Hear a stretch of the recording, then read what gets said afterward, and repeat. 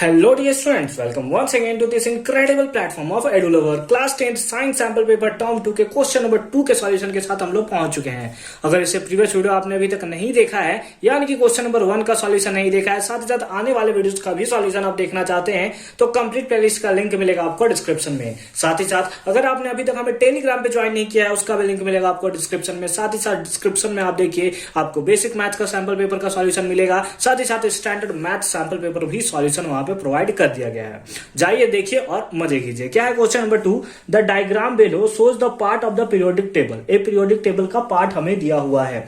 तो आप periodic table ये है चैप्टर 5 का। कौन सा चैप्टर? चैप्टर 5 में आपको ये सारा का सारा देखने को मिलेगा। ये डायग्राम आप देखोगे तो W जो होगा वो किसके इक्वल होगा? तो ये है W कैल्शियम के, नाम लिख लेते हैं इसका, क्या दिक्कत है। W एक्स वाई किसके इक्वल होगा? Z किसके इक्वल होगा? चेक करते हैं। Hydrogen, helium, lithium, beryllium, boron, carbon, nitrogen, oxygen, fluorine, यानी कि जेड कौन सा है? फ्लोरीन है। ठीक है, यहां पे हो गया neon, sodium magnesium, aluminium, silicon, phosphorus, sulphur, यानी कि वाई कौन सा है? सल्फर हमें देखने को मिल रहा है। ठीक है, अच्छी बात है। ये हालांकि इसमें कोई क्वेश्चन में इसका पूछा नहीं है कि WYZ क्या है, लेकिन यहां से हमें पता चलता है कि ये जो है वो मेटल है और इन लोग दोनों जो है वो नॉन मेटल है। क्या है? नॉन मेटल है। ठीक है, अच्छी बात है। The diagram below shows the part of a periodic table. ठीक है, which element would react together, इसमें से कौन सा एलिमेंट आपस में कंबाइन करके to form the covalent compound, covalent compound का फॉर्मेशन करेगा। तो कोवेलेंट कंपाउंड का फॉर्मेशन या तो मतलब कोवेलेंट कंपाउंड का फॉर्मेशन वही कर सकता है जो नॉन मेटल रहेगा। मेटल नॉन मेटल कभी नहीं कर सकता, मेटल नॉन मेटल कभी नहीं कर सकता। क्यों नहीं कर सकता सर? जब मेटल नॉन मेटल के साथ रिएक्शन करेगा, एग्जांपल के लिए अगर NaCl के साथ रिएक्शन करता है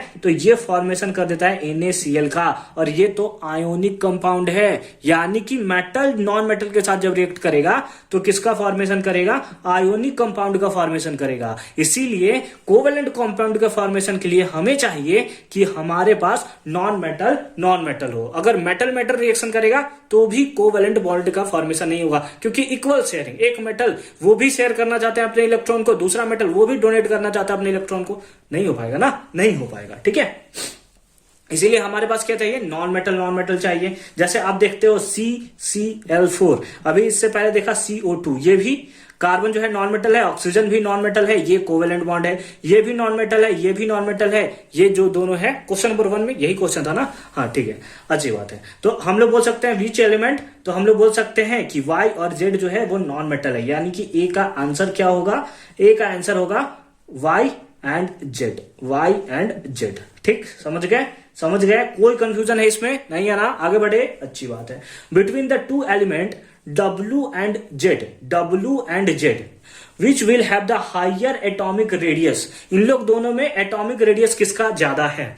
किसमें? W और Z में। तो आप देख रहे हो जो Z है ये पीरियड नंबर 1 हो गया, ये 2 हो गया, ये 3 हो गया, ये 4 हो गया, और इस तरफ से ग्रुप 1 2 13 14 15 16 17 18। ठीक है, 13 14 15 16 17 18 है ना, इस टाइप से होता है। तो जैसे आप डाउन द ग्रुप आते चले जाते हो, यानी कि ग्रुप के नीचे आने जाते हो, यानी कि आप बोल सकते हो कि पीरियड में आप नीचे आ रहे हो, है ना। 1 2 3 4 ये चौथा पीरियड, और ये आपका कहां बिलोंग करता है? दूसरा पीरियड में। तो पीरियड क्योंकि नीचे है इसीलिए इसका एटॉमिक रेडियाई ज्यादा है, क्योंकि नीचे आने पे हमारा नंबर ऑफ सेल्स बढ़ता चला जाता है। नंबर ऑफ सेल्स बढ़ेगा तो ये हो गया सेंटर, ये नंबर पहला सेल, ये दूसरा सेल, तो पहला सेल का जो रेडियस है दूसरा का बड़ा है ना, फिर तीसरा आप करोगे तो तीसरा का और बड़ा आपको देखने को मिलेगा, चौथा करोगे चौथा और बड़ा आपको देखने को मिलेगा। यानी कि किसका ज्यादा होगा? तो बिल्कुल हमें यहां से देखने को मिल रहा है कि W जो होगा उसका रेडियस ज्यादा होगा। लेकिन कैसे होगा सर? इसको किस फॉर्म में हम लोग लिखेंगे, एक्सप्लेन करेंगे, तो चलिए मैं उसको लिखकर आपको दिखा देता हूं।